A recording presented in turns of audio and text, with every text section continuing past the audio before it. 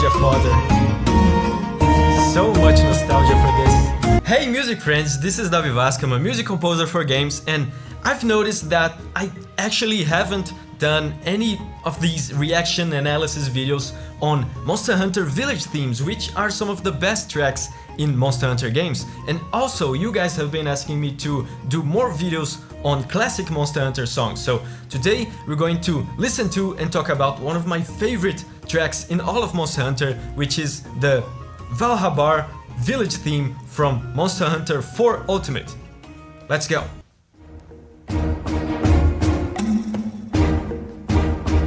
I love how triumphant this sounds.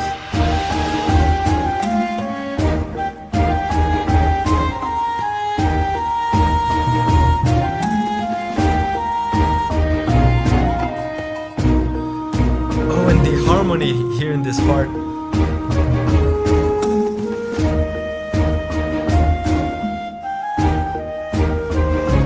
Check this out.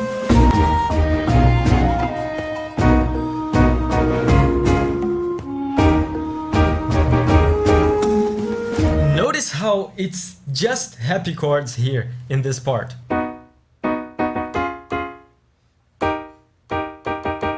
And they're actually breaking the rules a little bit here, because this last chord here, it wasn't supposed to be a happy chord. This specific key that they're playing wasn't supposed to be all happy chords like this. They are putting happy chords here that actually don't belong in the key, so they're breaking the rules a little bit. Listen here how this would sound if they were actually playing by the rules.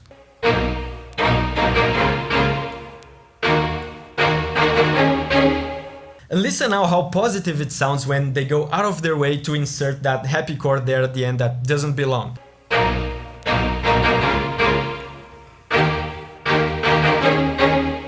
This same sequence with the 3 happy chords, they repeat it later, they use this sequence a lot in this track, and it feels to me like they are going out of their way here to make this track feel very positive and triumphant. And it sounds too exciting for a village theme. Not that it's a bad thing, but in the sense that if you compare it to previous village themes, like for example Moga Village, which was the previous village to this one from Monster Hunter 3 Ultimate, it's night and day. Moga Village is so relaxing, it's so, soothing. This, it feels like it's busy, there's work being done here. These guys are in the middle of the desert surviving. They're not just chilling here, they're conquering this desert. Oh, here it is again, the 3 happy chords sequence. They're gonna repeat it over and over here. Doesn't it feel positive? There's so many elements to this on the background. Oh, and now this part.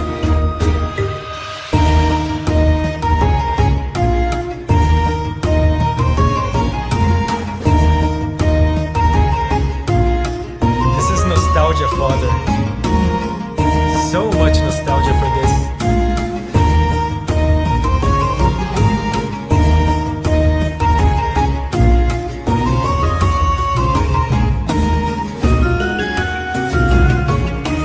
Now, this chorus here is just fantastic. I love Capcom composers' ability to create this amalgamation of different sounds, different cultures, different instruments. They put it all together and it turns out like a fantasy culture, something that you've never heard before. And I feel like that's what they're doing here. They're going for more of a folk sound here, because they have ditched completely Western music theory, Western harmony. Not completely, of course, but there's virtually no harmony here. There's just a melody and a few other instruments supporting that melody in a very non-Western way. So it feels like a folk thing, a more ethnic, exotic kind of folk tune here.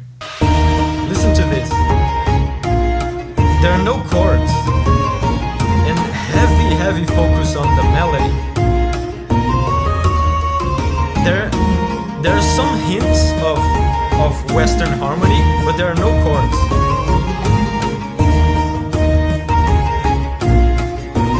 these lines are very, very quiet.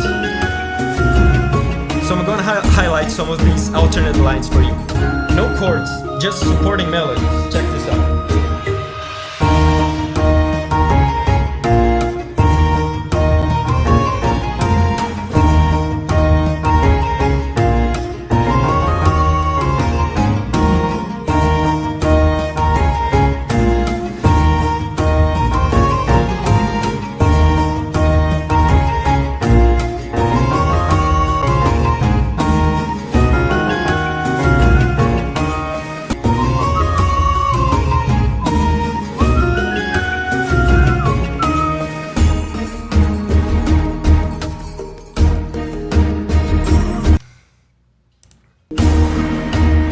I said before,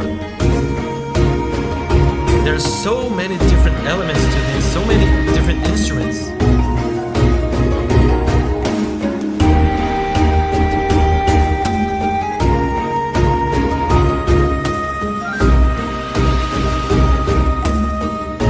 Like there's a guitar, like a normal guitar.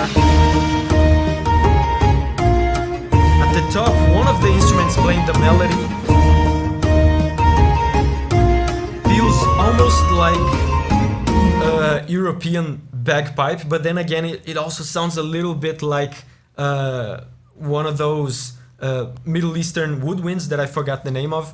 And this is the genius of this thing that the Monster Hunter composers used to do to create these fantasy cultures. They mixed up a bunch of different stuff. So when I listen to like a Middle Eastern instrument playing Middle Eastern music, for example, I listen to that and I say, okay, that's a Middle Eastern instrument, I recognize it. But when you listen to a Middle Eastern instrument playing something that is not Middle Eastern music, it becomes difficult to identify, and you go like, wait, what is this? What is this sound? It sounds different because you are hearing the sound outside of its context. And that's what they do here. That's what they used to do a lot in Monster Hunter 3 Ultimate as well, and it's something that I miss. I wish they would do that more. You know, as much as I like Monster Hunter Rise's soundtrack, I honestly preferred when they used to create these crazy fantasy cultures like this. Remember my video about Sidious from 3U, where there were some crazy Oceanian, Polynesian, Hawaiian culture stuff in there. There was some Greek stuff and Bulgarian styled vocals, and I think that's I personally think that's a more interesting approach than something like Monster Hunter Rise, where it's clearly Japanese music, or Monster Hunter World, for example, which was very clearly like a European Hollywood style orchestra kind of thing. Percussion too, some of it sounds like it could be South American.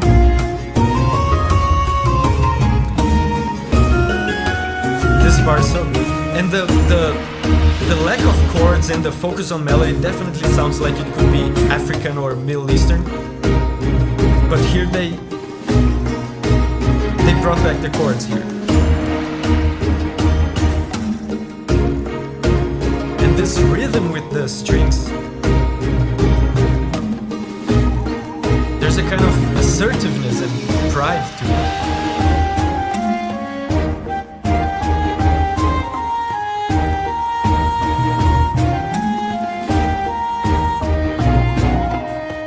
Hey, you like village themes, don't you? A lot of people in the channel don't know that I have a cover album of just Monster Hunter village themes. Val Habar is in there, Cathar also from 4U is in there. I have a bunch of village themes, very relaxing covers of village themes, from classic Monster Hunter to new Monster Hunter. I bet your favorite village theme is in there. You can buy the album here on Bandcamp, that's what helps me the most, but you can also stream it for free anywhere you want, you know, Spotify and even on YouTube.